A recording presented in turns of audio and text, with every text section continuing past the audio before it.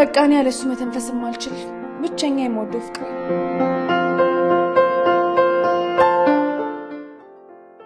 እስኪ ያለበበስሽን እዩ የዘመኑ ሴት እኮ አትመስይም አንቺ በቃ ከቤተ ክርስቲያን ቤት ከቤት ቤተ ክርስቲያን እና እሱ ምን ክፋት አለው በእውነት በዚህ ጊዜ እንዳንቺ አይነት ሴት ማግኘት በጣም ከባድ ነው እንዴት ማለት ለማንኛውም ከዚህ በኋላ አንቺ ተጠንቀቂ እሺ የወንድ ልጅ ማንነት ሳታቂ ልብሽን ቀድመሽ መስጠት ያለብሽ አይመስለኝም